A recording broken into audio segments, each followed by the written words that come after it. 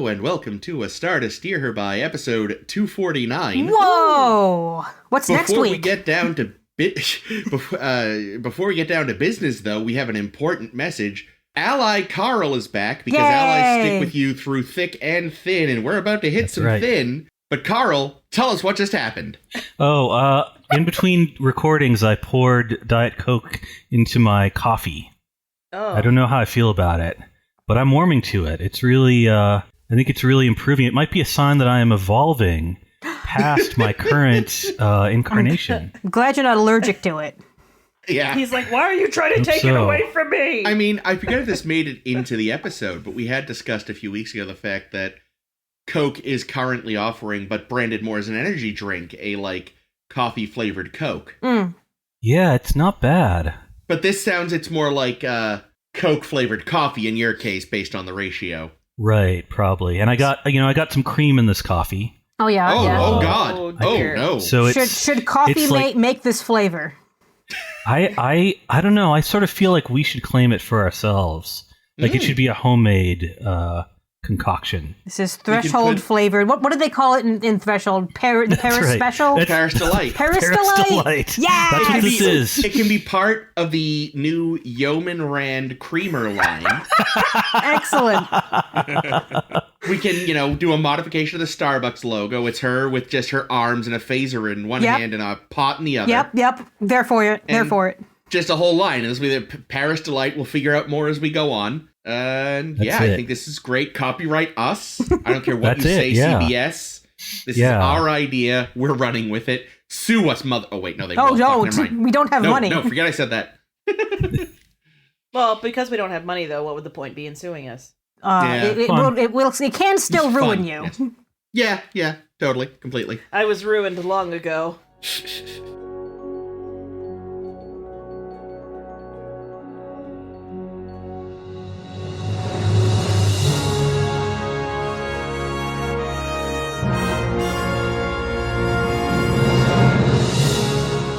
But this week, yay! As Carl was foreshadowing, we are discussing Threshold and Meld. Woo! Wee! First up in Threshold. We haven't introduced ourselves. Good point. We only know Carl is here. And joining me today are... Ames. Caitlin. Jake. And Carl. And Carl's coffee. Carl's delicious coffee. I am not going to lie, there's a part of me that's vaguely tempted to throw just a splash of soda into a cup of coffee to see what happens. I recommend 1/3 Diet Coke, 2/3 coffee with cream. All right, we only have ginger ale or Diet Dr. Pepper. Thoughts? Okay. Ooh, okay, I could see a Diet Dr. Pepper working out. Yeah, I think you need caffeine for this. Where one does of the those whiskey go 3,000 in? flavors is vanilla. The whiskey goes in Jake. Okay. We should send this episode to a coffee YouTuber just to watch them die inside. Who would you choose since you are... James Hoffman. Yeah? Do you think he'd be into it? I think he might try it for shits and then go, well, Americans are horrible. Anyway. You're wrong. In Threshold, you might already know what happens. This is a fairly infamous episode, but the Voyager has stumbled upon some new dilithium off screen that makes them think, hey, maybe we can make the transwarp drive work. But apparently, transwarp, rather than just being super fast, is actually the heart of gold from Hitchhiker's Guide to the Galaxy. Oh yeah, that works. In that you appear everywhere at once. So, after some issues with nacelles ripping off, but actually not, they realize the dream of infinite velocity. And then Paris starts to mutate, and he becomes just a horrible 50s B monster. And I think you mean a great 50s B monster. Well, he eventually becomes the creature of the Black Lagoon, basically. He goes a little loopy, sounds like he's been taking acid, how the past and the present are all in the future. And then he breaks out of confinement, kidnaps Janeway, and takes her to Warp 10, and they both turn into lizards and have lizard babies. And there's so much more to the episode than that, but that is mostly what it's remembered for, because what the fuck. I don't know. See, I think it's so unfortunate because there are so many great things about this episode, and There the really last are. 5 minutes undo them Ruin almost it. entirely. Yep. Because up Like- until the last 5 minutes, I was like, yeah, because I remembered being like, Threshold's okay, except for like the twist at the end. Because you see a lot of great Paris development. Yeah. You see a lot of great makeup. You see this new idea of going past the warp barrier. It ended up reminding me a lot of a cross between Where No Man Has Gone Before and Where No One Has Gone Before. Which one's which again? Okay. Because that's getting confusing. All right, so in Where No Man Has Gone Before, it's we go past the galactic barrier. Okay, so And- this was the second TOS pilot? Yes, this is with Gary Okay. Mitchell. And Gary Mitchell gets mental powers. And Yeah. honestly, not that different from this episode.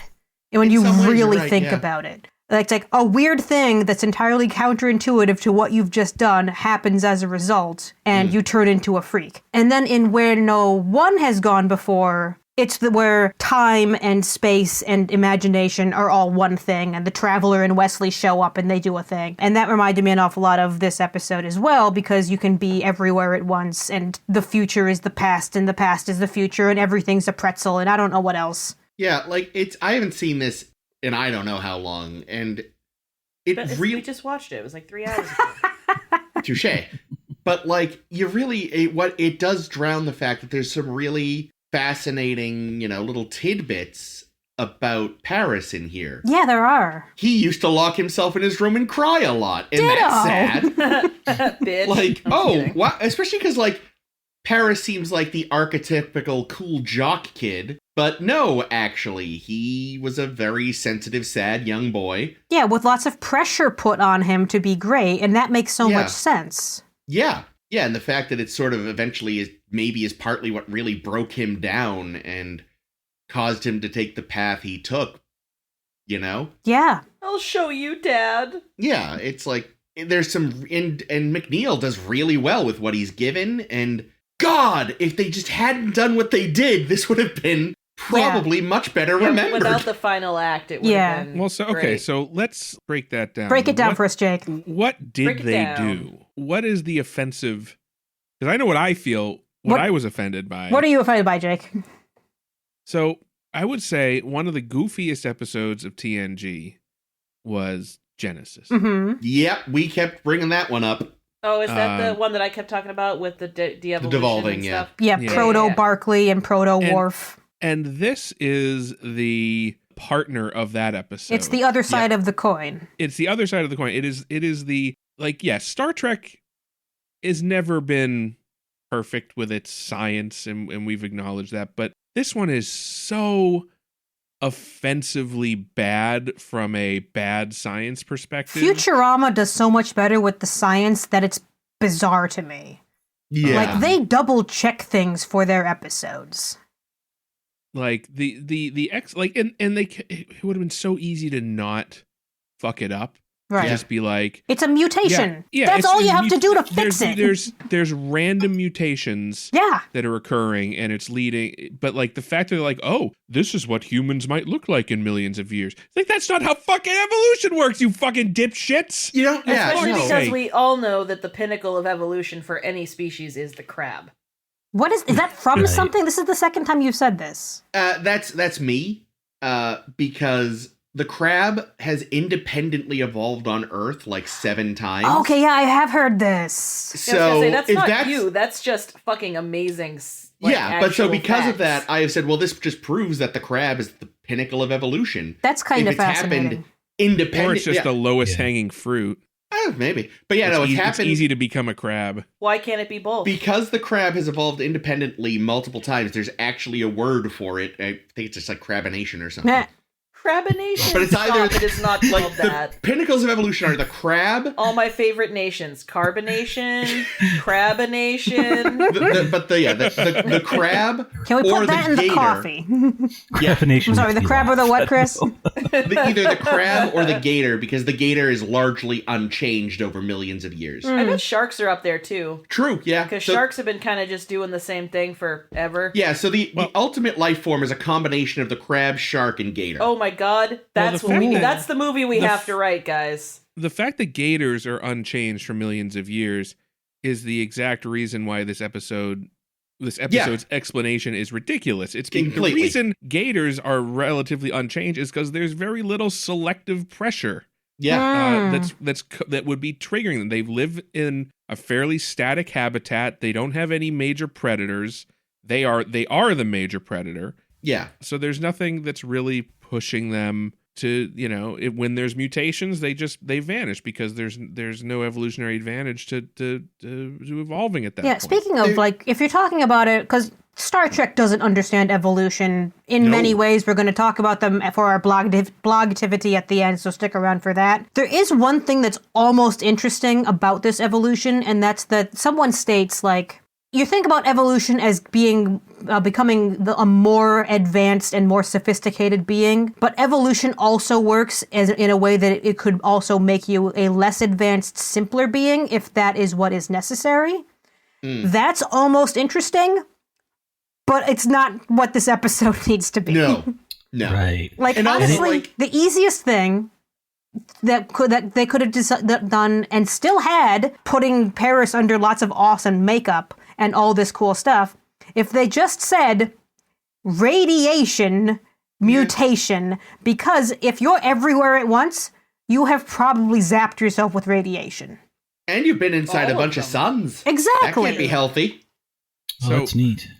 And he didn't even have a sunburn. No. Fucking A.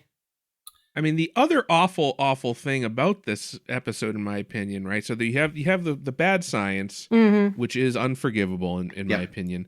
Jake, can I guess? You can. What? Is it because it's implied that Lizard Janeway initiated sex with Lizard Paris? Is that the I don't other think reason? that was super necessary. That's not what I was getting at, but I agree. Paris, it's usually the female that initiates. Wink. I love that Paris is basically I do not here. want to talk about this, and she decides she does. Why did it even have to come up? It did not. Listen, they shared a moment. They had babies. Anyway, go ahead, Yes, go Jake. on. I really hope that was what you were going for, and I'm it sorry wasn't. for But interrupting no, the you. thing that bothers me about this, right? Okay, we've broken the warp 10 barrier. Hooray! Yeah. Multiple times now. We know that presumably we can use this technology to get home basically instantly. We know that there is a medical side effect to going to warp 10 that you're going to turn into a lizard monster. But we also now know that it is basically instantly reversible. Oh, that's a good point. So why don't we use the warp 10, go home, and have the doctor fix everybody when they turn into a lizard? Because Doctor won't be affected. He'll just have to collect a bunch of lizards. Yeah. I don't know. Then you end up with lots of lizard babies. I love oh god. I just love the image of the Voyager appears above Earth. There's oh wow, and they get in touch, and there's just the EMH there, look, you're about to beam over and find a lot of lizards. It's a long fucking story. Just run with it. We can change them back. It's also they're not instantly turning into No, lizards. that's true. So presumably they have some lead time where they can just be let me fix up your DNA before you go to lizard stage. Yeah. Yeah. It's just funnier though if they just beam over That's and just find so many lizards. Of course, the other issue you have to be ready though, because Kes and Neelix have different DNA, and what's going to happen to theirs? Right. That's true. Weird. They're going to turn into some other weird shit. Kes, she might turn into a mayfly, and Yep, Neelix literally. turns into Dan Aykroyd in that movie from last week. That's right. He's already most of the way there. Actually, no, that's the surprise. He doesn't change at all. Talaxians are the pinnacle of evolution. Yep. Talaxians and crabs. Yep. Yeah. To So the Crabsians. fact that they have this technology now, and it never ever Yeah, they there's write no it reason off. there's That's no interesting. reason for them not to use it at this point. Yeah. Even if it's I just agree. send someone out in the shuttle and tell the Earth or the Federation, hey, the Voyager's that way. Can you help?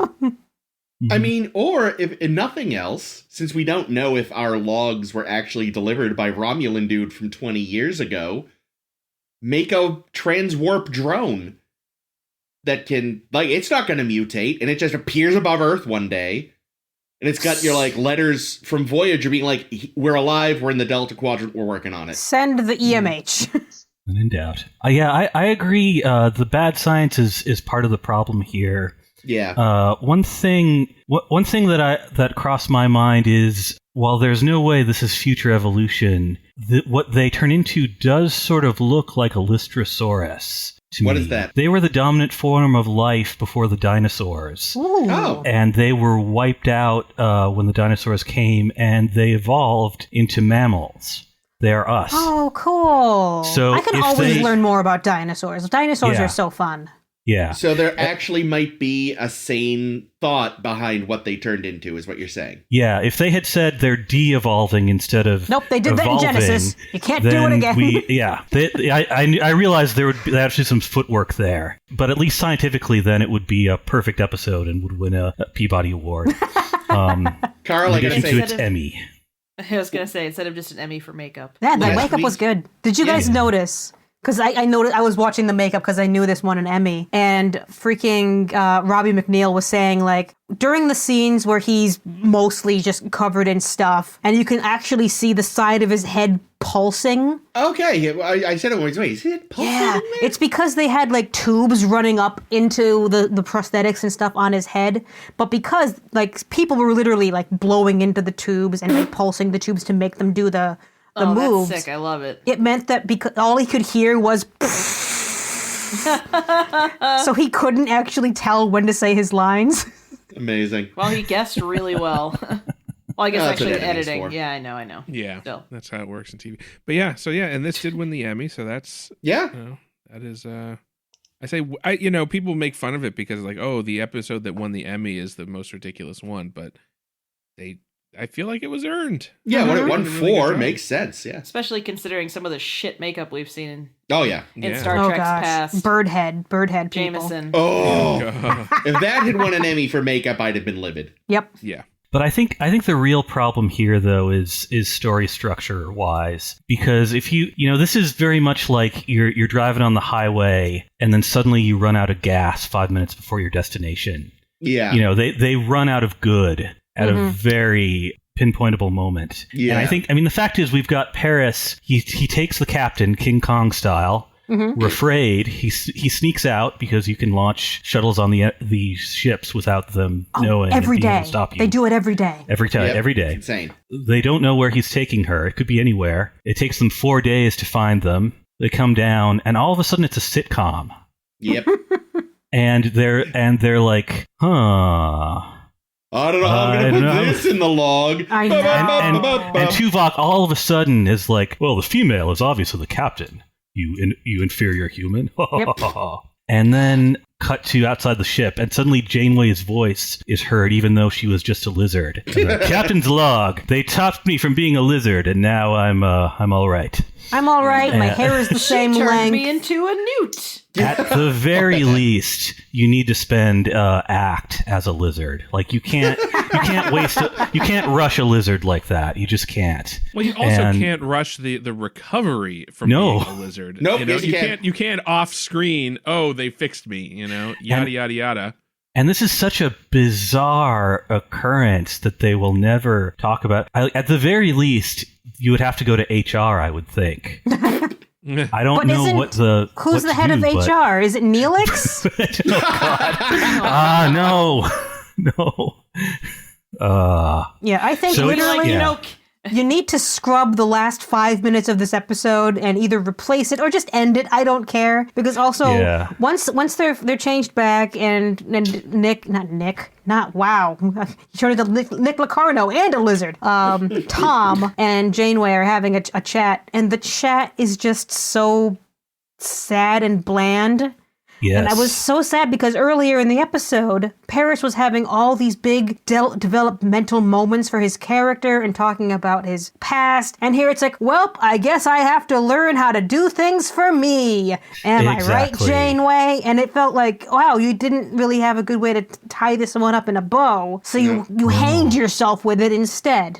It switches from sitcom to after school special. It then. did. Yes. And the moral of the story, the moral of this lizard story, is that Tom Paris has got to work on his self-esteem rather than trying to break records and turning into a lizard and stealing and impregnating his captain. Yeah, and then we're going to The talk end. in the next episode about what he does with this in Meld and how it does not work. Oh, Jesus. I gotta say, Carlo, I appreciate last week you brought us the math show connection. Yes, square and one. This week you bring us dinosaur connection. So thank you. Oh, sure. Glad to bring connections. Oh, that was a good show. Carl Corner. Yeah, that's the other thing, though, as you pointed out, Jake. Like, he's supposedly evolving, but evolution is driven by your environment.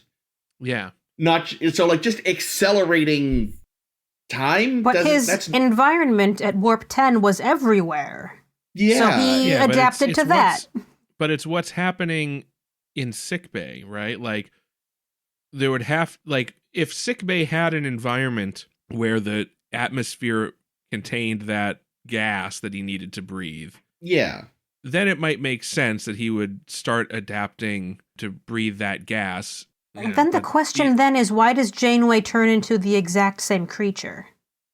Well, right. Well, it's because it's shitty fucking bullshit. Yes. Yeah, it really is a shame because you're just like, there's some great character work that is just flushed down the toilet. Yeah. I mean, you could argue, I guess, that on the planet that they are on as lizards, maybe there's evolutionary pressure to be a lizard. To be a lizard on that planet, but that still doesn't explain what happened to Janeway or to happen to Tom on the ship. Yeah. Right? I really like, but the captain's log, or the log, whatever it should be, first officer's log. Once we stopped screaming when we realized they had babies. Like, that's really, like, it just should have been, when the babies wiggled out, everyone, including Tuvok, that should have broken down even his Vulcan defenses. They all should have gone, ah! And then just, like, 5 hours later, ah! Are we all got that out of our system? Ah! Well, the other thing, right now, last week we talked a lot about Prime Directive. Chakotay just decides to leave the baby lizards on the planet. He didn't even wait to turn Janeway back to ask what she thinks. Because you know what? I'm pretty sure the answer is no, we cannot just leave an invasive species on a planet. Well, that's why he didn't wait to bring her back, because he was like, I don't have time for this. Yeah. I don't want, because he's like, you know what? Who's going to end up babysitting these fucking things? Neelix. It's just like, you know what? I'm going to take advantage of the fact that I'm in charge and Starfleet rules can go fuck themselves right now. This is why Janeway's animal guide is a lizard. Oh my god! Yes, that's what I laughed about at the time and couldn't say because remarkably, Caitlin had never been spoiled on this episode. Congratulations, Caitlin. I couldn't say anything, but I was like, oh my god, it's so perfect. It is perfect that her guide is a lizard. Do you think the Doctor could have done whatever he did to fix Janeway and Paris on the baby lizards and turn them into human babies? The thing is, in their development, the question is, like, how long have they been developing? Because they already seem to be able to, like, walk around and swim and stuff. Yeah, they're more like tadpole type creatures. That's the thing. There may have been some weird time-space shenanigans, so that, like, it took Voyager 4 days to find them. They'd already been on that planet for maybe a couple years, for all we know. Flopping around in the mud, having mud skipper sex. Hot. Ugh. The babies were cute. Oh, I remember what I was going to say. I wanted to talk about the babies being cute. The babies were cute. I'll let you talk about the cute babies because they were cute. They were like little, like, I don't know. They didn't seem to look quite like the parent versions, so maybe not quite that they were like an earlier stage of development. They CG wiggled into the mud. Yeah, considering I knew it was CG, it didn't distract me. I also know it's pretty decent. At least one, if not both, question marks of the full-sized lizards was a big puppet costume in which there was a little person inside, so it moved around. Oh dear. That's interesting. I would have assumed it was just a puppet. Yeah, well. Nope, they put somebody in there. I wonder how much those things cost for their fucking 30 seconds of screen time. Oh my god, so much, and I want one. They were originally planning to not fix Tom, and they were just going to have that creature be the navigator of the ship from that point forward. Honestly, I think that would have been an improvement. Make him a little Starfleet uniform. Aww. Because listen, these are the kinds of, like, innovative thinking you expect from Star Trek. You know what I mean? Like, we have a lizard. That's fine. Yeah. They would do exactly that. Yeah. Fucking better than Eric's. Yeah. Anyway, have you remembered what we were going to talk about, Jake? I did. Yay. I was going to mention so Janeway, when it's either Janeway or B'Elanna, I think it was Janeway, somebody at some point was like, oh, your name will go down in history with the likes of, the Wright brothers and Neil Armstrong and Zephram Cochrane. Yeah. And then the shuttle itself was called the Cochrane. Yep. And it occurred to me that was actually kind of a deep cut for when this was produced, which is before First Contact. True. Oh. So I'm pretty sure in order to have recognized the name Cochrane, I think you would have had to have seen that one random TOS episode where we meet Zephram Cochrane. Metamorphosis. Otherwise, I don't think he comes up very much. Huh. Yeah, I don't know if they ever actually mentioned him by name in TNG. So yeah, he's you're right. occasionally referred to, I think. I think they've But talked he about like definitely- Cochrane's as like the strength of a warp field is measured in Cochrane. Mm. Yeah, right. yeah, Really? yeah. That's But yeah, it's funny, Jake, that you mentioned that because, of course, I was thinking of it from our perspective now, where everyone knows who Zephram Cochrane is because it was in the movie and all that. So she went like, oh, Oral Right, and this, and I went, and Zephram Cochrane, right when she did. at the exact same Nice. time, yeah.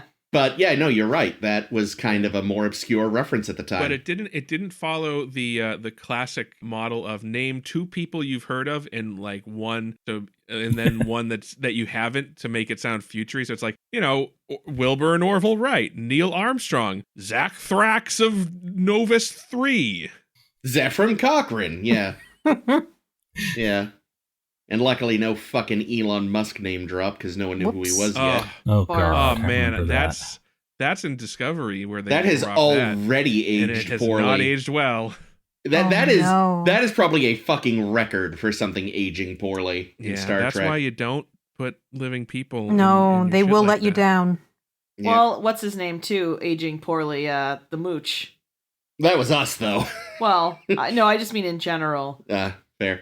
But yeah, no, like it's so weird because until it goes fucking 50s B sci-fi monster kidnap girl moment, like Yeah, And again, I was the bad- there. I was there for this episode. yeah, when Paris thinks he's dying and dies for a minute. Yeah. Yeah, that was Although- crazy. I could have done without Kiss Me, Kess. I was yeah. like, Yeah, no. Well, I Kiss me, kind of doctor. thought it was "Kiss Me, Doctor." Yeah, that's what I thought. I was Well, and like, then- all right. The fact that she does, it's like, you were flooding his body with radiation like 13 seconds ago. Don't do that. Yeah. You don't know really, if whatever's she's- happening to him is contagious. She's got horrific lip cancer now, thanks to that. Her lips are salamanders. And much of the food that we eat is irradiated. Sorry? I don't. I sort of honestly don't like Paris as much as a character as the rest of you all might. Honestly, Oh, I like Paris. and it doesn't. Yeah, so it doesn't, like, a lot of the speeches don't land with me, but I do like the Paris Janeway relationship. I feel like it would be easy for him to sort of just like be the cool bad guy, but he has, she has put a lot of respect in him. And Yeah. he knows that, and I like that about him. Like, How Well, about Paris Kim? How do you feel about them? they're cool. I get it. Like, to me, Paris is the guy, like, you can learn how to get along with him, but, like, when he is transferred out of your department, you're also kind of quietly glad. Like, yes. Yeah, I feel like I buy him as, like, the great thing about having him on a ship, other than the talent, is he's also, like, he's fun. Like, he's a fun guy. He gets stuff going. no, I he's a appreciate lizard, not a that. mushroom. Yeah. The worst. Heyo. I feel like they haven't actually done loads with him yet. Like, I feel like they eventually do more with him. Like, I'm waiting for him to kind of do stuff. I think in a that's way. why they wanted to have this episode, because they realized we haven't done much with Paris, except for that Yeah. episode where he got the finger pointed at for murder. Yeah. Yeah, like, I feel like there's more to come from him if I'm remembering the show right. Oh, there's Yeah, more he to gets- come, all right. Yeah. Now, the coming is the next He likes episode. ladies. Nice. Aw, I loved Harry's little yes when Yeah, we when did. Paris Yeah. hit the warp thing. It was That was really It cool. was cute. so cute. Yeah. Yeah, their friendship is well written. Here's a random note. I have a lot of very random notes. Here's a random one. Gizmodo has a 10 most pointless action figures ever made list, and the mutated Tom action figure is on there. Wow. When they say mute, do they mean like when he's got the big ugly scab head, or When is it he's a final lizard. lizard form? The in-between look when it's a rubber head. Yeah. Oh, when he's in the iron lung. Okay, so for the 2 seconds we see that thing. Yeah, Yeah, mostly, that is- when he's, yeah. in sick bay doing that, yeah. It is, I've said this before, it is astounding how many action figures they made. Like, Yeah. they were trying to market like Star Wars, and I don't know if it worked. Probably not, considering how easy it is. I bought quite a few of them, you know. Do you have mutated Tom? I don't think I have mutated. Of course Tom. he does. I may have been out of the action figure business by the time Voyager rolled around, because I don't think I have many, if any, Voyager action figures. I have a ton of TNG and a ton of DS9 action figures, but I don't think I have a lot of Voyager ones. Going back to the science, this would definitely be better if they did not try to explain it so much, I think. Because, well, this whole deal of human evolution, the doctor's like, well, this is just what happens over the course of time. And it's like, oh, really? And the two examples he gives are increased brain space, which I guess his head gets a little bit bigger, but then loss of unnecessary organs, like his tongue. Everyone needs a was tongue. weird. Yeah. I expected Lizards that to don't be... use their tongues or anything. They don't? Oh, no, Some yeah, lizards. they eat bugs and stuff. Lizards famously use their tongues for all kinds of things. Yeah. Yeah, it's Yeah. one of their, Yeah. like, primary... I was preparing myself for that scene, and I ended up not as gross as I thought it would be. It Yeah. also looked stupid because it was like taking out like a piece of like grapefruit out of his mouth. It didn't look like a tongue. No, not Well, really. it looked like someone who just learned to do sleight of hand trying to do sleight of hand. Like, Yeah, I'm going to got your turn away and put my... Oh, I can Don't look, guys. Jake is doing the finger thing. During the The episode, finger thing. Hot. during the episode, Caitlin kept trying to figure out where this was going, and I was gonna be like, "Don't even bother. You're No. not Yeah. gonna." Yeah. Yeah, this is such like a end the essay by 5 minutes.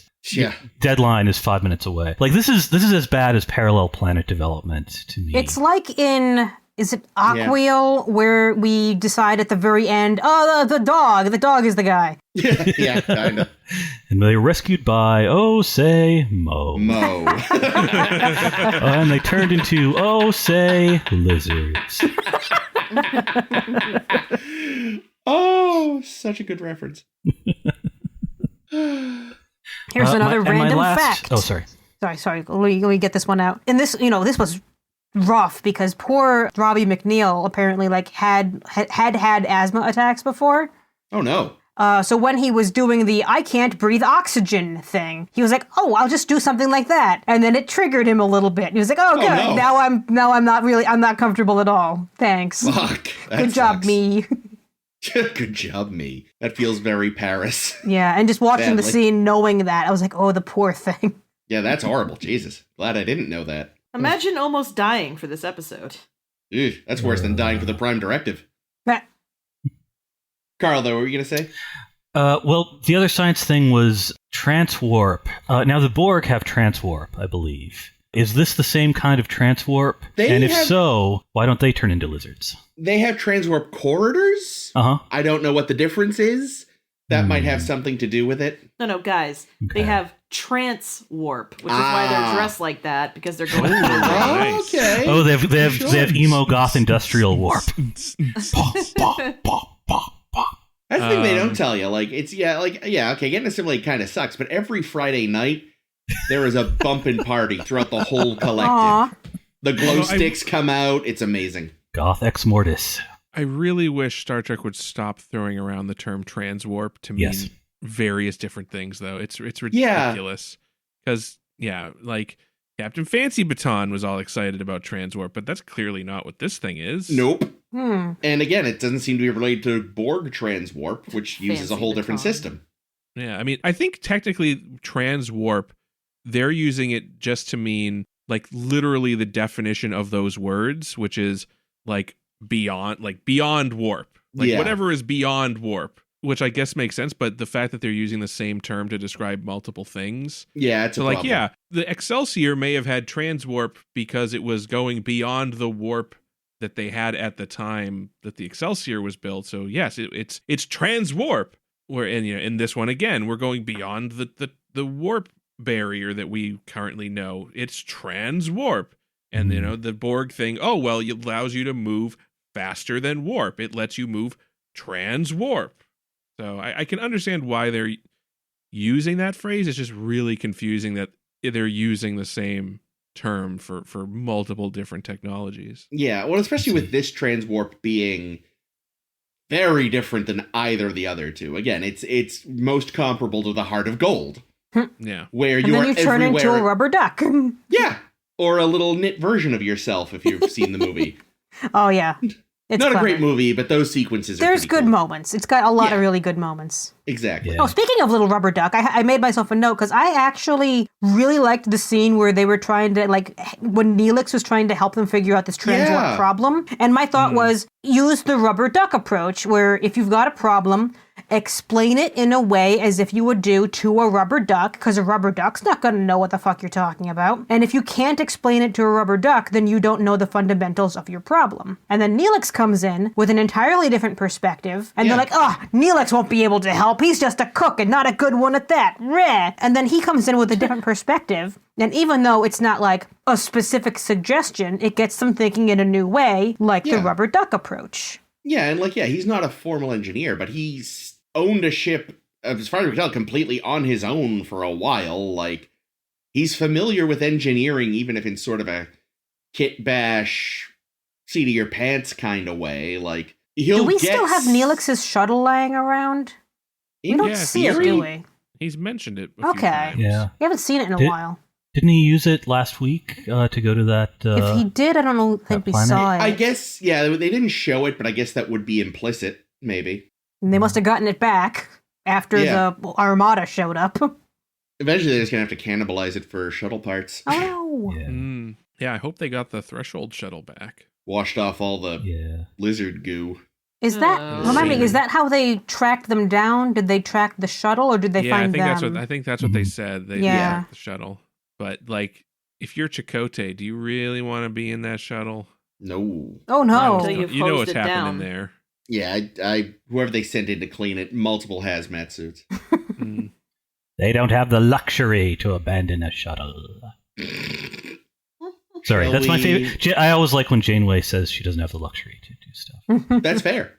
Shall we shift She over doesn't. to I have- Meld? I don't know. I have a couple other little things. So in Okay. this one, after we get all the data back from the going to transwarp that was collected by the shuttle, we get that fucking dick. What's his name? Jonas? I forget his name already.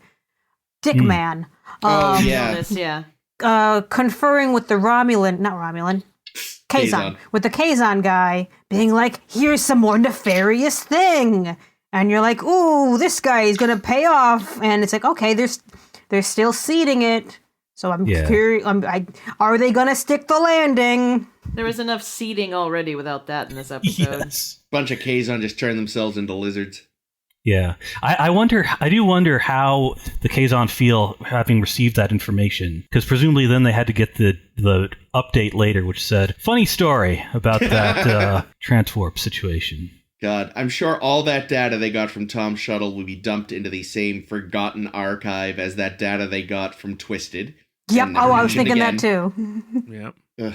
Yeah, because, in theory, the shuttle should have a map of everywhere. Yeah. Yeah. Well, presumably it had a memory. I think it probably tracked everything that its memory could hold and then stopped. Yeah, it Yeah. probably ran out of room. Because I think they even mentioned that for the next flight, they were going to increase the memory core or something. Yeah. on the Yes. shuttle. That's when he first fell over. Yeah. This is one thing I like about, this is not a serialized show, but they do, every so often they're like, we found out how to make a map. They give lip service to the stuff they would have to do to even navigate here. Yeah. Final Get note this, from get me. this data down to stellar cartography stat. Yeah. Yeah. When Tom escapes the thing, and we're watching it from, I think the EMH's little video screen, And we just see Torres and whoever else is engineering say, "Oh shit." Then they vanish off screen, and all you can do is watch. All you're watching is the doctor watching the little screen of what's going on. Yeah. I thought that was a really good technique. Yeah, that was good. That was horror movie. Yeah, it was good horror movie, and it was good money saving because you don't have to shoot a big fight scene in engineering. Good not showing that stupid makeup. Yeah. Yeah, that was not the good makeup. That wasn't the good makeup. The good makeup was the previous iteration. Yeah. No, I think there's a good reason you never get a great look at that version of Tom, and that's because they phoned that one right the fuck in. Yeah. You know, it's not that I mind that this won a Emmy makeup. I do kind of mind that it beat out Deep Space Nine: The Visitor for Emmy makeup. I didn't know that. It did, yeah. I realize you could make the case that this is like better because it's Alien, but like, just kind of bugs me. I don't know. They didn't make Tony Todd's head bulge. Right. Yeah. That is a way better episode. The Visitor, it was pretty much just like old age makeup, right? Yeah, but it was good, unlike so much of the old age makeup we saw on TNG. I still feel like Nog's face looked like it was melting in that Nog's episode. Wasn't great. But Tony Todd's was good. Tony Todd, yeah. But Tony Todd always looks good. So. That's true. You say Tony Todd's name 5 times, he shows up and regales you with stories. Oh, let's do it. Right. Just make sure you say that. But don't you also get attacked by bees? No, that's only if you say the character name 5 times. Oh, okay. Yeah. What about that other episode? That one was cool. Oh, yeah. In Meld. You all ready for Meld? Ready for Meld. In Meld, a 5-minute episode is stretched into 45. How you say? Tuvok doesn't understand that sometimes people just fucking kill. Yep. So, yes, there is a murder in engineering. A Mordor? Mordor? Moider.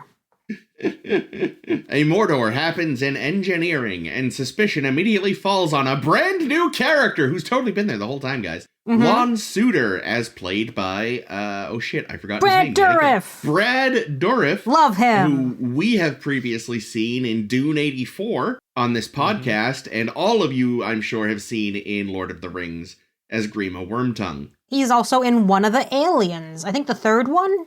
Oh, the one that doesn't exist according to many people. He's good in it. I'm sure he is. He's good in a lot of things. But he's also Billy Bibbit in One Flew Over the Cuckoo's Nest. Really? Wow. You get to see his butt.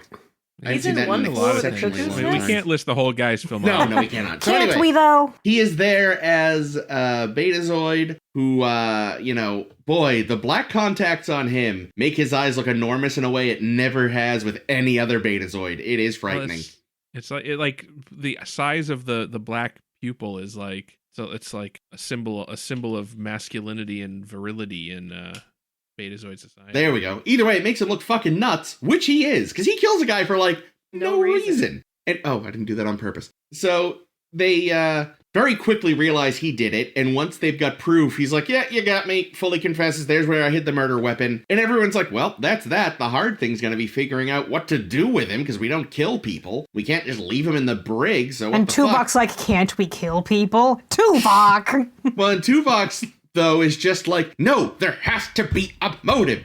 And everyone's like, there really doesn't, dude. And he's like, no, there has to be. And he gets so obsessed with this idea that he mind melds with Suitor to try to find a motive. And all he gets for his trouble is murder instincts. So he locks himself in his room and deletes his security clearance. And eventually Janeway's like, what the fuck? First of all, you didn't check with me about that first mind meld. You didn't check with me about deleting your clearance. Reinstating that's going to be a bastard. And then he's like, all right, quick, bring me to sickbay, but probably knock me out first or I will straight up murder all of you. He will. They put him in sickbay, and the doctor's like, all right, if we completely fuck up his emotional suppressants, that should hard reboot him? And everyone's like, that doesn't sound dumb. If we put that's like a fucking Dr. Zoidberg solution. Yeah. Seriously. It's like the solution from Threshold. If we dip Lizard Paris in the warp core. Tuvok has a little freak, and that was the thing we forgot to mention last episode too, is like, this is the week of people yelling at Janeway from behind force fields. Yeah. Tuvok's all like, you're weak, fucking kill him. And then he breaks out and he finds Suitor. It's like, I'm gonna fucking kill you, Suitor. And she's like, yeah, fucking do it, you coward. And then instead he just mind melds him again and doesn't kill him. And I guess he gets better, and we lock Suitor in his room, and I genuinely don't remember if we see him again. We do! Great. So I was going to say, because if we don't, we can just say that maybe during one of the many times Voyager's attack, the hull around next to his room explodes and he's sucked into space. No, he gets like an interesting little redemption piece. I'm excited because I do like Brad Dourif, and I think it was a fucking crime that he didn't get more to do in this episode. Yeah. So, yeah, like, how can a man who has studied violence for 100 years or whatever not get that sometimes people just kill people? People. Well, I mean, it's because of the logic. And also, I mean, there's possibilities that aren't really considered or talked about, like mental illness, right? Like, yeah, all they do is very creepily discuss the fact that he doesn't have genetic markers for being a psychopath. Or being... Didn't they mention bipolar? They did. Yes. Which I don't know if they knew what that meant in 1996, because being bipolar does not make you murderous. Nope. Right, it is kind of strange. I believe that what the doctor says is he's not insane per se, but then Brad Dourif says, most Betazoids can sense other people's emotions. I can't even sense my own. Yeah, so it's like, well, there it is, right there. Let's talk about this Betazoid thing for a little while, because originally it was just going to be an alien that they encounter. Then they decided, okay, no, it's just going to be a human on the crew. And then Tim Russ, because Tim Russ is like the best Star Trek fan on the show, he comes to them and says, you know what it should be is a Betazoid, because all of their emotions would totally like frazzle out Vulcan's suppression of emotions, and then you could have some interesting play there. But then when they decide that Suitor as a Betazoid doesn't seem to have like the empathy that the empathic powers that like Troy quote unquote had, or that other Betazoids definitively have. I don't know if they were trying to say something with that. It never really came up again. It never seemed important that he was a Betazoid. Not really. I think it would have been. I think the implication with I don't even feel my own emotions thing is that he's a Betazoid, but he's like a sociopath Betazoid. Yeah. Right. Like, I feel like they took a good idea from Tim Russ and then kind of didn't run with it. Like, they should have maybe let Tim write the episode. Ooh, I'd watch that. He does do that. Maybe it wasn't really spelled out in the episode, and I'm just projecting this. But I'm I sure kind you of are. felt. Oh, I know I am. It's not in the episode. But I do feel like, at least the way I interpreted it, it is the reason why this mind meld has this particular effect on Tuvok is because he was a Betazoid. Yeah, because we've seen Tuvok meld with humans, or at least I think he's melded with humans before. He's melded with Kess.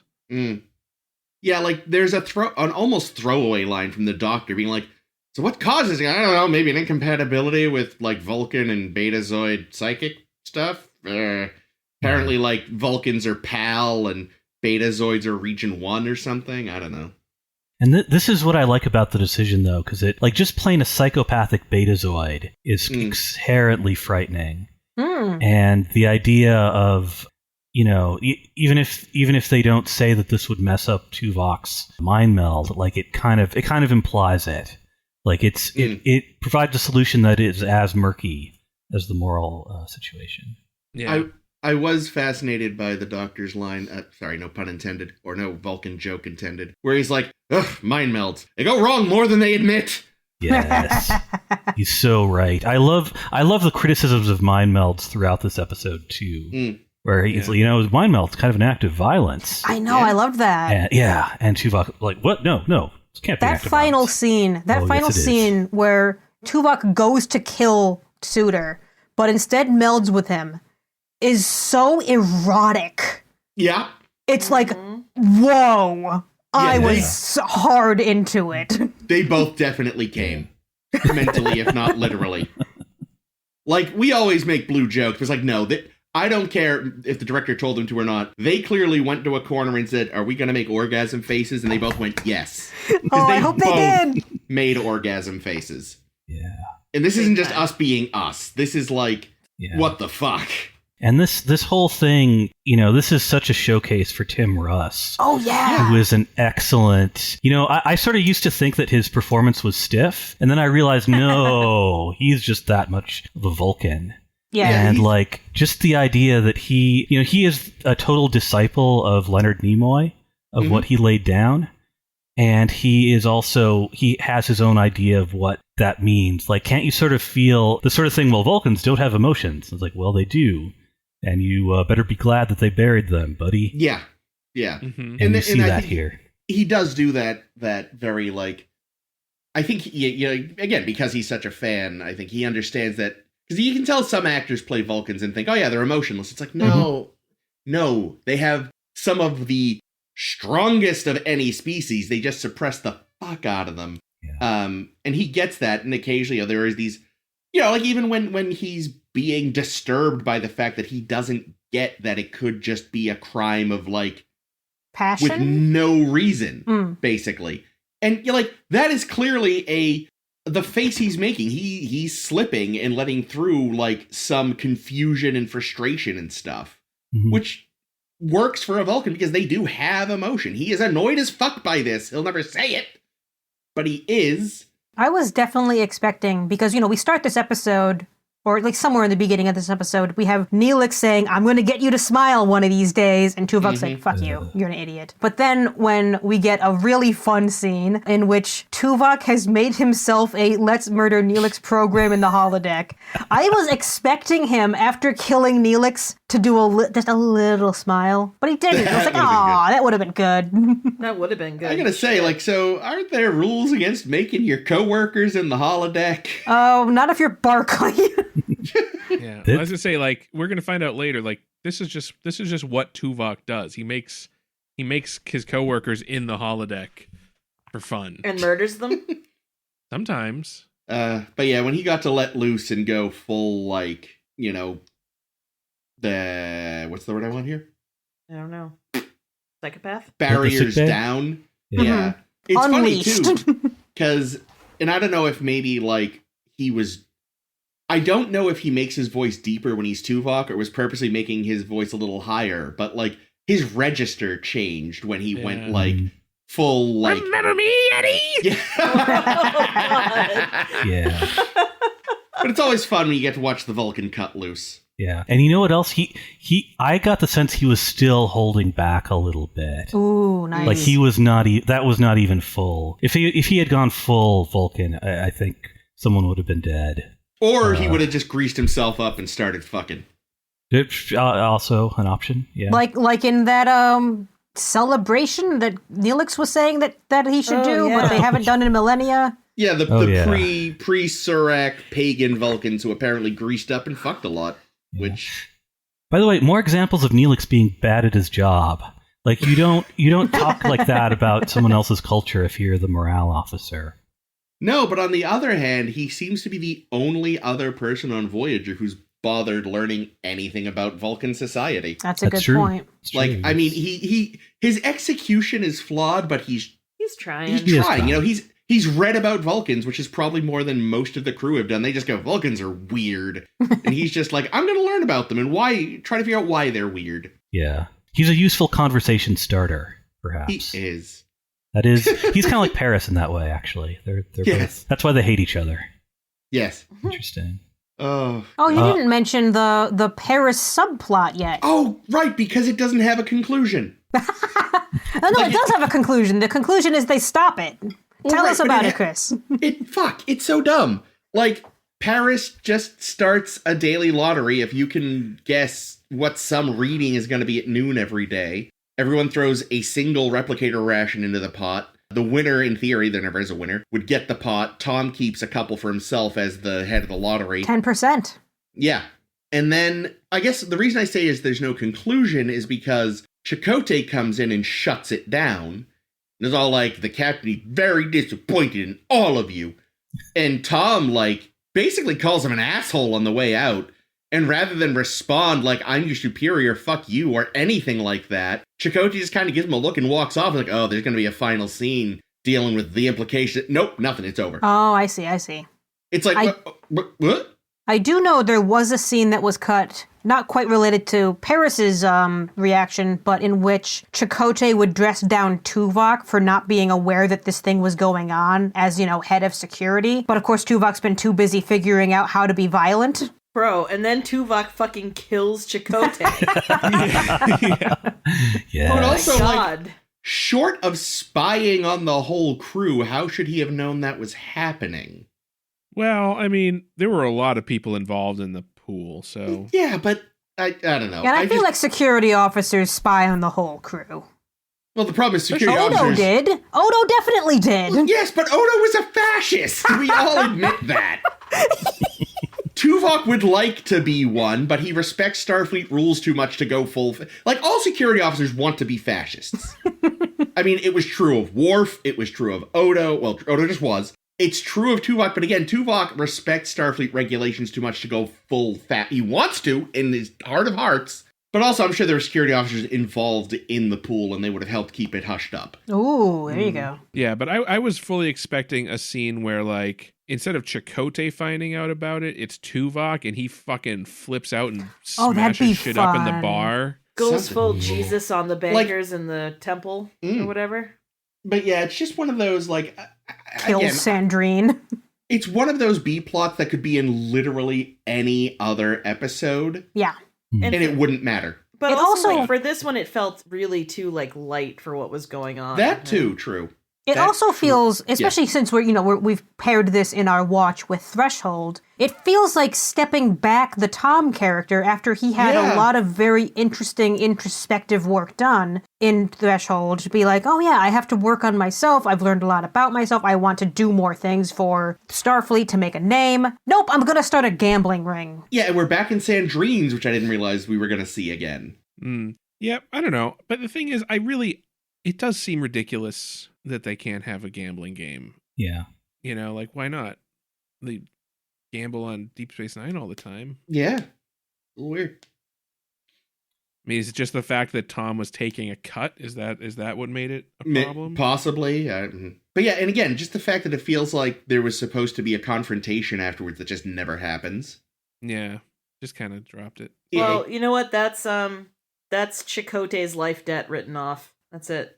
He doesn't know him anymore. Nah. Yeah, it was really weird and why I forgot about it, to be honest. And yeah, it did. It just robbed time away from possibly developing the A-plot better, giving Brad Dourif more to do or something. That's true. You know what I thought was really smart about the A-plot?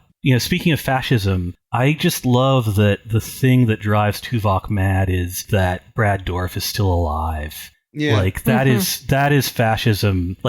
It's not enough that he's punished. It's not enough that he's away from society.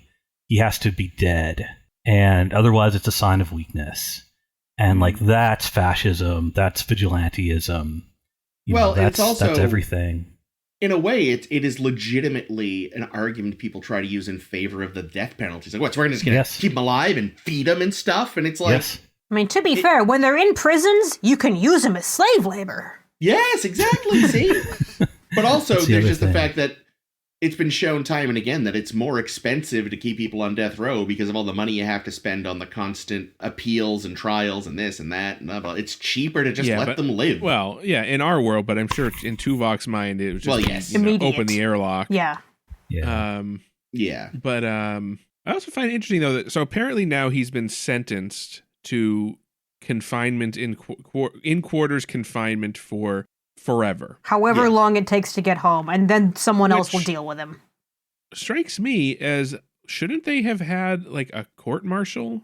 Shouldn't there have been some sort of a trial and the bell that they ring?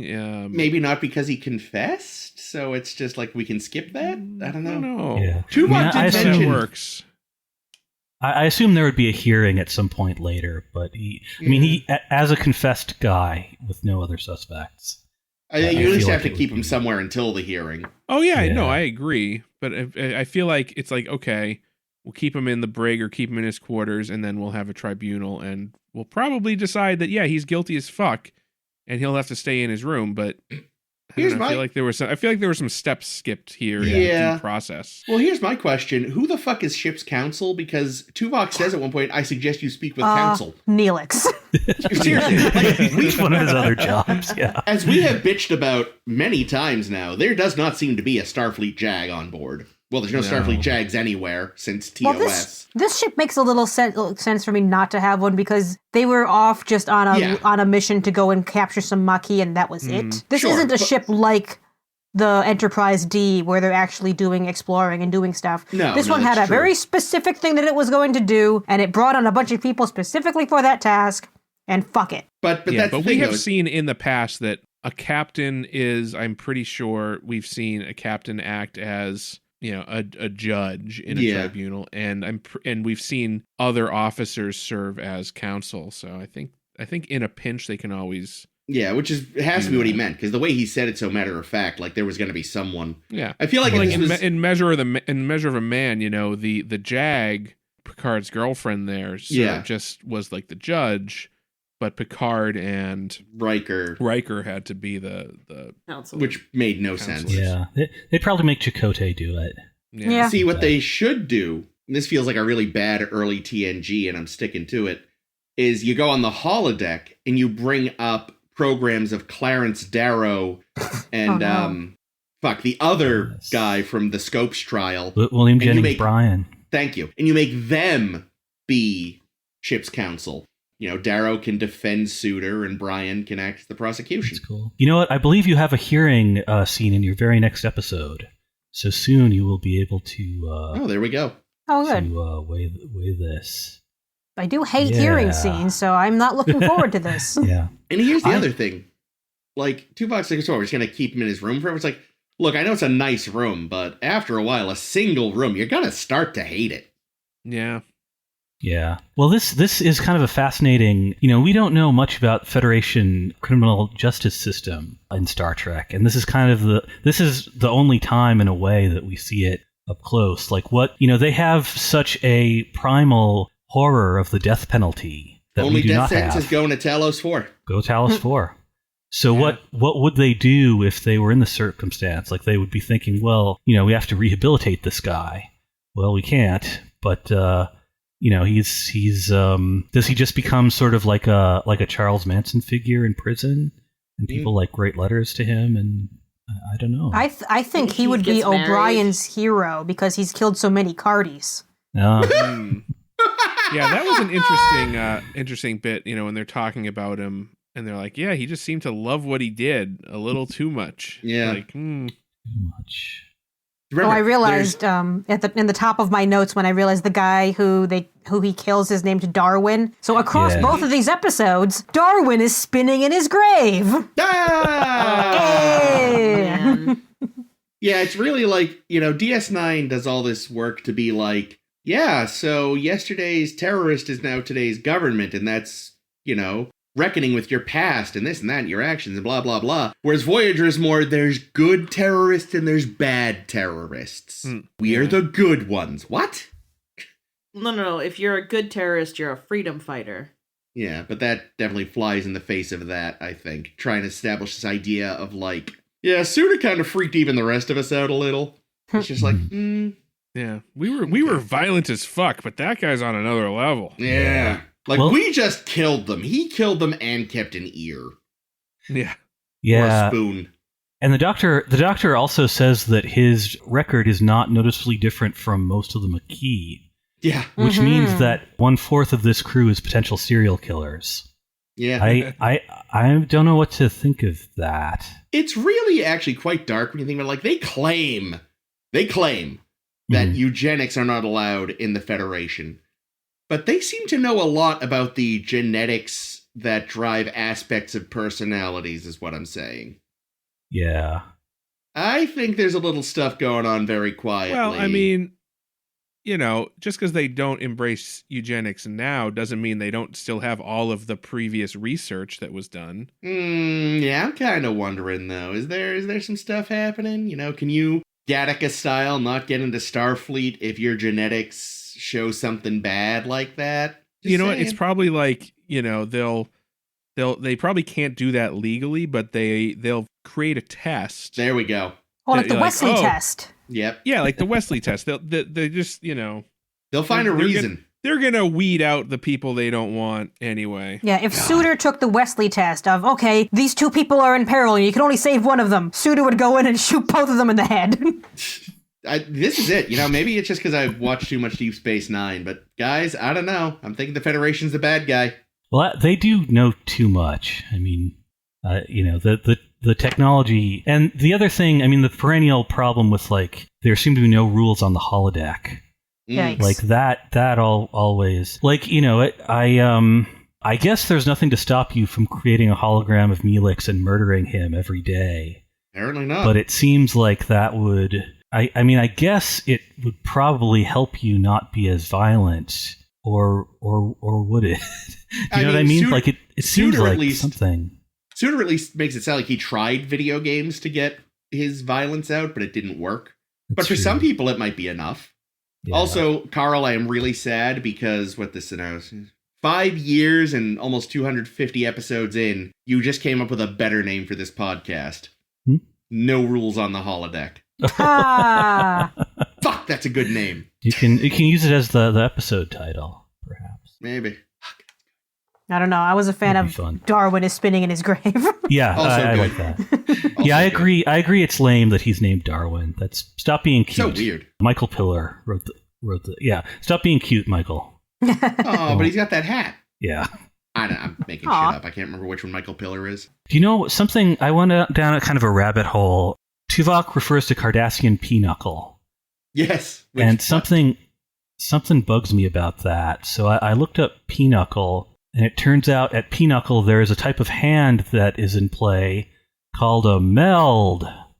No! It's like, all right, Michael, look. We know you're excited. We know you like to sneak in the in-jokes, but you really have to focus on the big stuff here.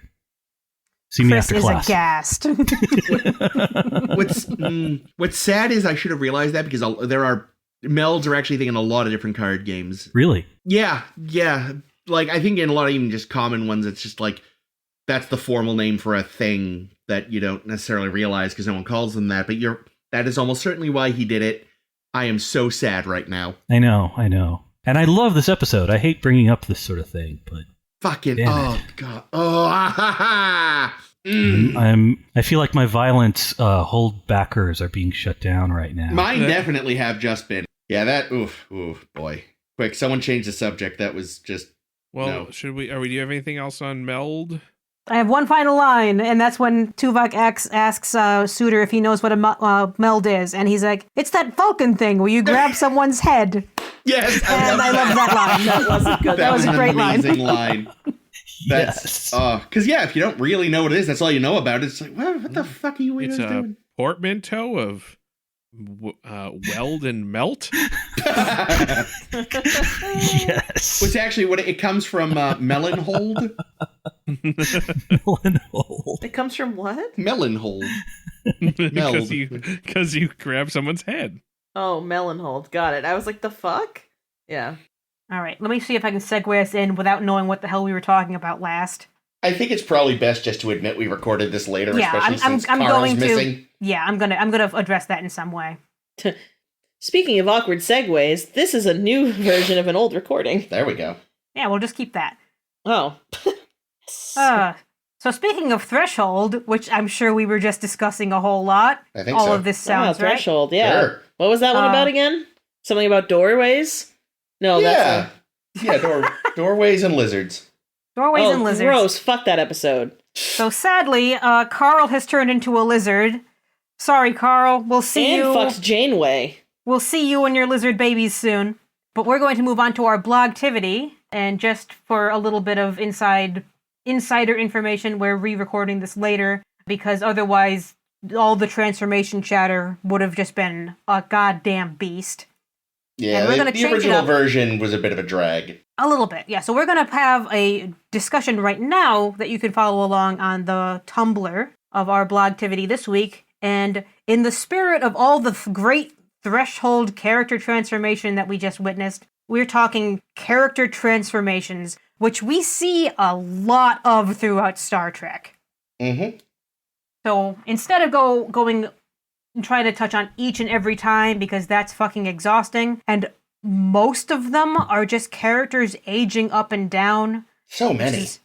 It's more than you think. It's like unnecessary. Most of the time you see a character transformation, it's them getting old or getting young. Yeah. Weird flex, Star Trek.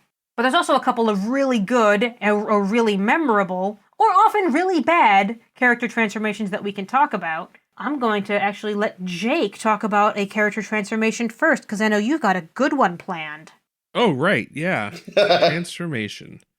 Yeah. So I think also just to be clear, I mean, we're talking about times when characters literally changed their forms. We're not just talking about like cosmetic surgery or a disguise or something. Oh, yeah. That could be a blogtivity of its own because that happens a lot too. So much. Yeah. So I think the one I wanted to talk a little bit about was our old friend way back in TOS. Oh, Charlie that far back. Evans. I like Charlie. Yes. I like this episode. This is a You good knew that one. was what I was going to say. I know, but the audience didn't know I knew. Oh, Now it's a fix. I see. Yeah, Charlie Evans. And although Charlie Evans, I mean, I guess he himself is a bit of a transformation because he started out as a human and then was transformed into a magical being by the fucks that raised him. That's a good To point. be that little hellion. The Phasians. But I'm more talking about what Charlie Evans does to various members of the crew. Oh, it's so cool. You know, he turns people into lizard. You know, one of our very first character transformations was turning somebody into a lizard, and look where we are today. Oh, it's fitting. Full circle. Yeah, so we turn someone into a lizard. We steal multiple people's faces, although we only see the one. Yeah. That was a good effect too, especially for the 60s, the fact that kind of holds up and you're still horrified by it. That's pretty cool. Yeah. So yeah, I don't know. I just think that's a cool thing, and I like that it's I like what they did with it. He also turns one of the women old. He turns a younger woman into an old woman. A fate worse than death. Being old. Well, not to mention they weren't good. They aren't good at old age makeup in like the 90s. So they're still not great at it. Yeah, in the 2000s. With that one, they just swapped in an actual old woman. Yeah, that wasn't okay. a In that makeup case, Yeah. I'm old. The only time we see a TOS woman in pants after the cage. Oh, you're right. Although I This- think Daner got pants, but that was because that was for the pilot. Daner got pantsed. Right, after the pilots, As a I should have prank. said. good Yeah. prank, good joke. Yeah, but that's some good character transformations because I feel like it works so well in that episode that it's because of Charlie's powers. Mhm. You're never like taken out of it like, you know, in Threshold when you're taken out of it a whole lot at the end when you're like, that's not how anything works, people. No. No, that's a good choice, Jake. Who else wants to talk about character transformations? I think the answer is Caitlin. I was gonna say Chris just poked me, so I guess it's me. So I kind of like the splitting one entity in half into two entities thing. I guess obviously the first time we saw it was with Good Kirk and Evil Kirk, and I'm Captain Kirk, I'm Captain Kirk, I'm Spartacus. But then we saw it again in Voyager with B'Elanna Torres, and I kind of feel like as much as the TOS one is kind of infamous for being goofy, at least in my opinion, so I guess infamous for me, it's not really infamous. Let me try again. Even though I thought the TOS one was cheesy and kind of funny, I think it actually hit the mark a little bit better than this, and the reason why I say that... Wait, the TOS one or the Voyager one? The TOS one. Okay. And the reason why I think that is because being split into these good and evil traits, that's much more black and white, right? It's like, and even though, like, arguably it's moral, so what does that really mean? Like, we have a set of values that we are agreeing are good or evil. Sure. Like, Good Kirk doesn't try to rape women. That's good. We like that, you know, and whatever. And he's a wimp, apparently, which I guess means that, like, violence isn't good. You know, I'm kind of down with that, too. But when they do it with B'Elanna, she gets split into her Klingon half and her human half, and they kind of make her human half be kind of weak and wimpy and a crybaby, and they make her Klingon half a big, strong, butchy creature who is, like, not sensitive and just, like, hard-headed and just kind of goes for it. And while I understand why they did that, I kind of feel like they don't nail it because there's a lot of different facets to humanity. There are plenty of human beings who are brave and plenty who are cowardly. there are plenty who are smart or stupid, plenty who, like, go running into battle, and those who don't. And as far as Klingons go, even though we mostly, again, see this monoculture thing, like, it is well established that writing love poetry is part of their courtship, and they claim Shakespeare as being a Klingon. So somebody out there is writing theater, So I kind of feel like just saying a human being is a little bitch and a Klingon is just brute strength.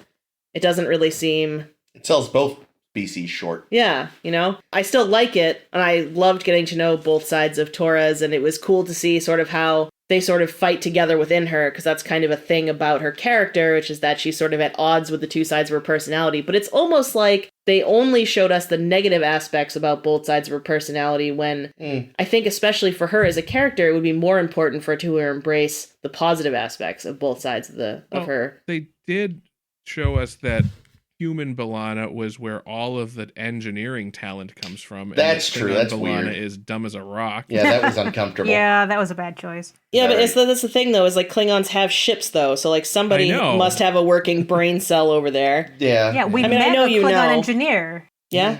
Yeah, I don't know. It's just... Anyway, I really like it, but it's sort of like, again, even though it's sort of making... It's kind of like when you take certain data sets and you make it say what you want. You kind of feel like that's what they did here. They cherry-picked, Yeah, and it was a disservice, in my opinion. From a strictly character transformation point of view, like the splitting of her into two characters is fucking horrifying. Like, they did a good job, like, making that a really conflicting element of the whole story, and they made both characters basically, because even though it's Roxanne Dawson both times, but they make the two of her looked really distinct and looked really good. Yeah. So that, I think, was some positives for that that character transformation. Definitely. Yep. Which That's I really guess you cool. could argue that is definitely a way that it's better than the original TOS one, because the only way we could tell good Kirk from bad Kirk is that bad Kirk bared the mark of trying to assault a woman, and so he got scratched across the face. Otherwise, they were basically the exact same. Yes. Oh, that's true.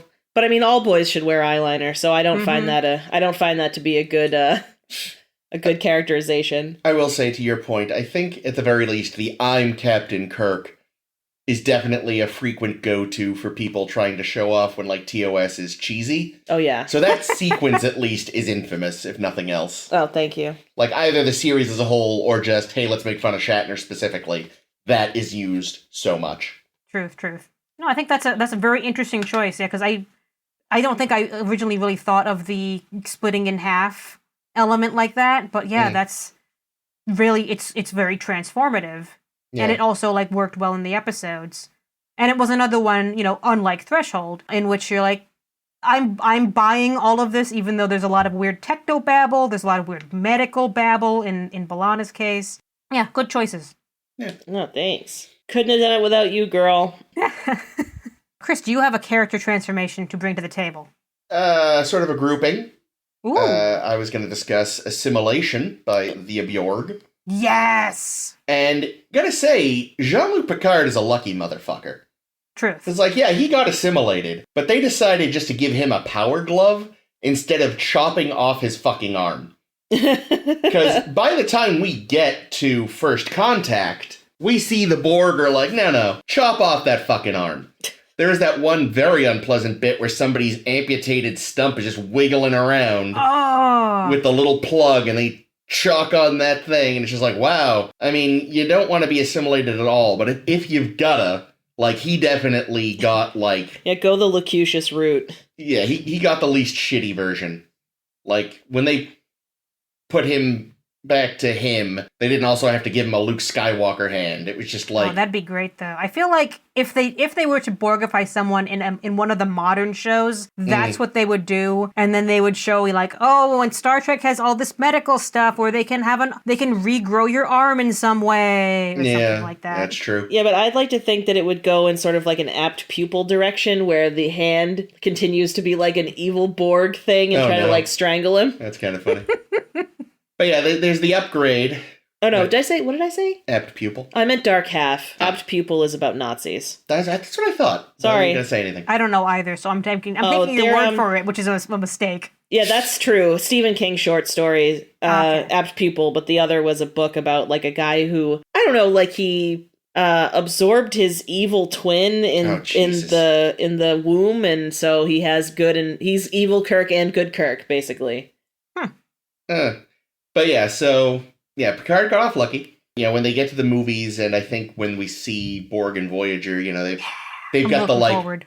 the skin goes from just being white to being like horribly greasy and mottled, and it's got the little black lines to suggest the like Yeah. nanoprobes in the blood.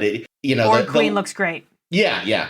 And the little like, in the show was like a little press against the neck. Now you see the tube shoot out, because there's some sort of bizarre zombie vampire hybrid thing. But also from just a metaphorical point of view, the fact that it is, assimilation. And when you think of assimilating culture, they say, oh, your technological and biological distinctiveness will be added to our own. But in reality, it doesn't change anything about the Borg. They still fly around in their horrible twisty pipe cubes. You end up just as some kind of drone, which is this ungodly mishmash of technogoth. Like, yeah, they have it in their archives somewhere now, but you haven't actually embraced any of the cultures, in a way. You're not actually improving yourself. You're just collecting more data. Well, I think they are. I just think that it's everything is so diluted that you don't see it as much on the outside. Like, yeah, or that. But either way, I think a lot of the changes that you mentioned between our TNG Borgs and our movie and Voyager Borgs could potentially be chalked up to the Borgs acquiring new stuff. I suppose that's true. You kind of got to figure though that they probably only pick up anything useful every 1 in 20 species at this point too, because they've been at it for a while. Yeah, but yeah, I guess that's another way to look at it, and that's a good in-universe explanation for the change, because of course in reality it's just Budget. more money and tech improvements. But like the nanoprobe things, like the little things that shoot people in the neck. I feel love like we that. didn't see those in TNG, but It's such a good effect. I love that effect so much. But either way, I think Jake also gets to it with the way he describes it's like the problem with kind of, like it's always been sort of the issue of the idea of the American melting pot. Like if everything's kind of melted, then all that comes out is a weird slurry. And really what you want is a way to sort of bring people together, but allow them to still be distinctive. And that's not the case with the Borg. Everything just winds up this weird technogoth. They don't even have a culture by the end of the day. Their culture is just to consume. So I think as a metaphor, they're actually quite clever. And maybe proves that to a certain extent, while Eddington kind of has a point comparing Starfleet to the Borg, that it's not a perfect 1-1 because you still can stand out as an individual in the Federation, less so in Starfleet, but that's because they're a military organization and have certain regulations and such. But yeah, there's a way to sort of bring cultures together well and bring them together poorly. And I think Borg assimilation is a good example of it done poorly. And that's what sort of makes them more overtly bad than just, say, a bunch of people willingly coming together to share what is best about themselves. Yeah, and likening it a little bit to our discussion of threshold, which we just had, wink, wink. If a threshold is saying like the way that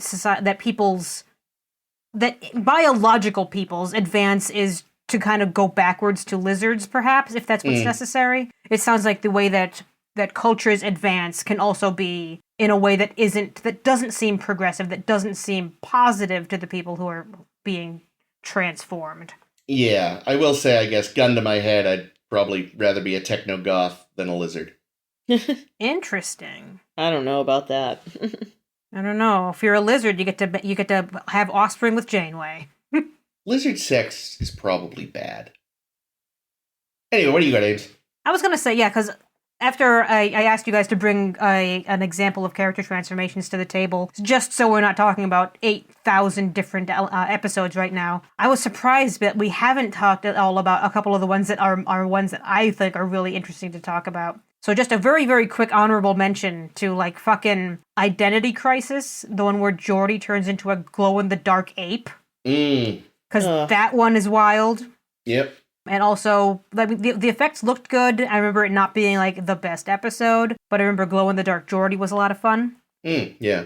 And also to the TNG episode Transfigurations, which was kind of the reason why I wanted to have this discussion today, was because that example is just so off the wall lazy. Oh god, Because is that the it yellow ends up- suit guy? It's just a guy running around in a yellow suit with a lot of light shown on him. And that's sad. You can see the wrinkles in the cloth. It's real bad, guys. It's pretty sad, yeah.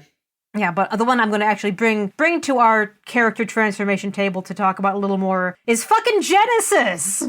Because how can we not talk about character transformations without talking about Genesis? Oh, sorry. I'm like, bring me Genesis? I Like, still don't know what we're talking about. I got caught in the Star Trek 2 and 3 loop. Oh, wait, the movie. No, there is that's no movie. Nemesis. What are we talking about? The evolution. The episode. The TNG episode Genesis, in which Barclay turns into a spider creature, Oh, yeah, I forgot about that. Troy turns into a serpent creature of some kind, Yeah. Worf turns into a beast, Some sort of lobster monster. Lobster monster. Nurse Ogawa turns into kind of a Neanderthal or an ape, and Riker also turns kind of into like an ape kind of a thing. A lot of weird shit happens in fucking Genesis. If you gotta transform into something, you don't want to transform into the female version of whatever Riker just fucking turned into, because you know he's gonna try to plow. No. I mean, the thing is, Ogawa and Riker are the only two that, for the humans at least, that makes sense. Yeah, Because, Riker like, turning into a supposedly- spider. You mean Barclay? Yes, you're right. You're Barclay. Like, that doesn't make sense. Barclay, as far as we know, is human. So he descended from Neanderthals and ape creatures, so should have turned into one of them, not a spider. Yeah, that's this episode, and just in light of our discussion with Threshold about how none of this makes sense and the nonsense of it takes you so far out of the episode. Genesis takes you so far out of the Oh my episode. God. Spot, again, everyone turns into a lizard. Spot turns into a fucking iguana, just like Charlie Evans turned Yeoman Tina Lawton into an iguana, because when you need another creature, you just get an iguana from the iguana store. And it's absolutely absurd. I'll say the makeup all looks fucking astoundingly good, That's true, I'll give you true. that. but the episode on the whole is just so nonsensical Oh, it is garbage. that, okay, what makes more sense? Genesis and everyone turns into random fucking monsters because no. Barclay was sick one day? No. Or Threshold, we're going No. past the warp barrier, we're going past warp 10, turns you into a lizard. I mean, There's no comparison. At least they both turned into the same thing. True.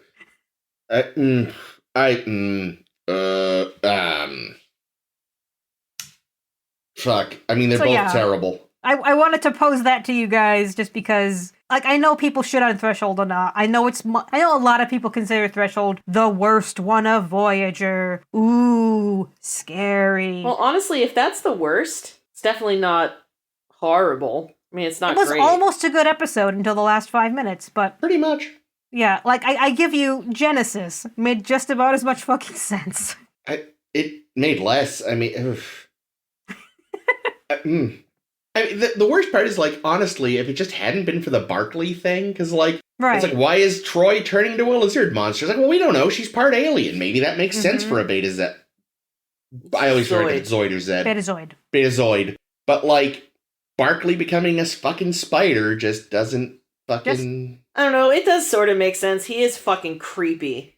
Well, yes, but he's still... Yeah, You know. human, allegedly. Yeah. But again, definitely creepy. I can't remember if we saw any other humans turn into, like, things that didn't make sense, but I mostly remember Picard became cowardly as he devolved, which, okay. Yeah, we never strange. saw what he was going to be, but I think Data surmised that I have a feeling you're going to turn into some kind of like a small monkey or something. Oh, yeah, I think he did say that, like a Not a tapir, a Actually, lemur, something lemur-like. Isn't no. a tapir a four-legged thing? The Yeah, big I thought of the wrong prehensile word. dick thing? Isn't that thing? Yeah, tapir's, it's a weird little, looks like a teeny elephant almost. Well, except the head's different. Anyway, I could make a really cheap joke and say that, he got cowardly because he had devolved into a 1940s Frenchman, but I won't do that because I'm too classy. Oh, wait. Nope, Chris won't make that joke. I can't imagine anyone would make that joke. Obviously, not the free French. They were ballsy. Didn't they only do away with the guillotine in the 70s? I don't think anybody should be fucking with the French. Not hard to bring it back. God, That's true. genuinely can't decide which is worse. I'm because neither makes any sense, and it's awful. And Both of them have good makeup. true. True. I guess I'll. Genesis has kittens. True. Oh, I love kittens. The kittens were very cute. Oh, yeah. Oh, God, that makes even less sense. You know what? It's Genesis. Genesis makes no sense. Because, like, how did a lizard... Like, I get the idea was that somehow being... Like, I remember they said that somehow being, like, not born yet is what prevented Neonatal. the kittens from devolving. But Spot had turned into something that lays eggs. That's how cats breed. How did it still have a womb? Well, maybe it didn't literally turn into. It was on the way to lizard. Yeah, maybe it was still happening. I don't know. Yeah, no. Genesis. Fuck Genesis. Of the it's not two, great. it's the dumber. Yeah, I know we're going to see more. We're kind of see more character transformations as we go along. I am looking forward to seeing, as Chris said, like the rest of the Borg in Voyager because they're so much fun, and they all also have really good makeup, so that'll be a good time. Yeah, so definitely keep hanging on with us because we're going to be getting to those in a couple of months probably. We'll get to some good Borg in Voyager. Meantime, we're going to Borg action. Borg. Tried to make that into a Swedish chef and gave up on it immediately. Good job, Ames. I was there with you. I got it. Thank you. Yeah, no, I got it. So we're going to talk about more things next week. Woo! Shocking everyone. We're still going to be Yay. around. Yeah. Next week, our episodes are going to be Dreadnought and Death Wish. Ooh, good week. Good week next week. Real Yes. exciting. Week. As usual, as I said, definitely be following us on the Tumblr so that you can see and follow along with the blog posts for all these activities. Check them out there. Keep listening to us on the SoundCloud. You can listen to our almost 250 episodes that we've recorded so far, plus our 10 forwards and specials and other bullshit. You can friend us on Facebook. You can friend us on Twitter. You can do all kinds of fucking things. I already said what we're doing next week, so that's it from me. This has been Ames. This has been Caitlin. This has been Jake. This has been Chris. This has been Carl. Thank you for joining us again, Carl. Thanks, Thank Carl. you. It was fun. Yeah, Good times.